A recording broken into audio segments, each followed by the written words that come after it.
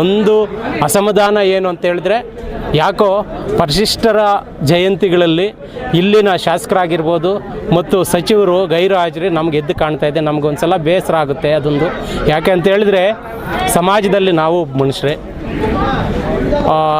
ರಾಷ್ಟ್ರಪತಿಯವ್ರಿಗೂ ಒಂದೇ ಓಟಕ್ಕು, ನನಗೂ ಒಂದೇ ಓಟಕ್ಕು, MLA ಅವ್ರಿಗೂ ಒಂದೇ ಓಟಕ್ಕು, ಸಚಿವರಿಗೂ ಒಂದೇ ಓಟಕ್ಕು. ಎಲ್ರಿಗೂ ಒಂದು ಥರ ನಮಗೊಂಥರ ನೋಡೋದು ಬೇಡ. ನಾವೂ ಸಹ ಈ ಸರ್ಕಾರದಲ್ಲಿ ಒಂದು ಭಾಗವಾಗಿ ನಾವೂ ಸಹ ಮತಗಳನ್ನು ಕೊಟ್ಟಿದ್ದೇವೆ. ಆದರೆ 3 ವರ್ಷಗಳಿಂದ ನಡೀತಾ ಇದೆ ವಿಜೃಂಭಣೆಯಾಗಿ ಚಿಕ್ಕಬಳ್ಳಾಪುರದಲ್ಲಿ. 3 ವರ್ಷಗಳಿಂದನೂ ಸಹ ಯಾವರೇ ಜನಪ್ರತಿನಿಧಿಗಳು ಬಾರದೇ ಇರತಕ್ಕಂಥದ್ದು ನಮಗೆ ಸ್ವಲ್ಪ ನೋವಾಗಿದೆ.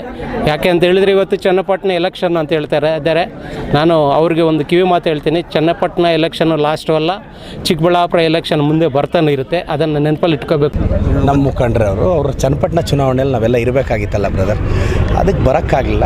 ಬಟ್ ಪರವಾಗಿಲ್ಲ, ಅಟೆಂಡ್ ಆಗೋಣ ಇಲ್ಲ ಅದಕ್ಕೆ. ಈಗ ನೋಡಿ, ಬೆಳಗ್ಗೆ ಇವತ್ತು 4:30-5 ಗಂಟೆಗೆ ಎದ್ದು ನಾಗಸಾನಹಳ್ಳಿ, ಸಿದ್ಗಾನಹಳ್ಳಿ, ಒಂಟೂರು ಜನರ ಕಷ್ಟ ಕೇಳಿಕೊಂಡು, ಅಲ್ಲಿ 4-5 ಜನಕ್ಕೆ ಲೋನ್ ಬಂದಿಲ್ಲ ಅಂದರೆ ಬ್ಯಾಂಕ್ಗೆ ಹೋಗಿ ಅವ್ರನ್ನ ಕರ್ಕೊಂಡು ಬ್ಯಾಂಕಲ್ಲಿ ಬಡವ್ರ ಕಷ್ಟ ಕೇಳ್ತಾ ಇದ್ದೀನಿ ಅಲ್ವಾ. ಈ ಯಾವುದೋ ಒಂದೊಂದಕ್ಕೆ ಬರೋಕ್ಕಾಗಲ್ಲ. ನಾನು ಈ ಲೀಡ್ರ್ಗಳ ಕೈ ಕಾಲು ಹಿಡಿದು ಒಂದು 50 ಜನನ ಸಾಕ್ಕೊಂಡು ಅವ್ರ ಹಿಂದೆ ಹೋಗೋ MLA ಅಂತೂ ನಾನಲ್ಲ. ನಾನು ಜನರ ಪರವಾಗಿರೋ MLA, ಲೀಡ್ರ್ MLA ಅಂತೂ ಅಲ್ಲ. ಇಷ್ಟೇ, ನಾನು ಕಾಮನ್ ಮ್ಯಾನ್ MLA.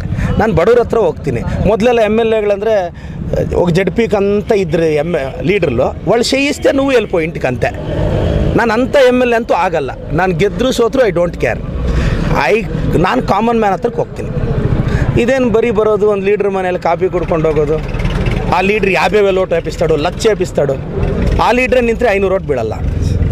ಆ ಕಾಲ ಹೋಯ್ತು ಸರ್. ಕಾಮನ್ ಮ್ಯಾನಿಗೆ ನಾವು ಕನೆಕ್ಟ್ ಆಗಬೇಕು, ಅದು ನಾನು ಮಾಡ್ತಾಯಿದ್ದೀನಿ.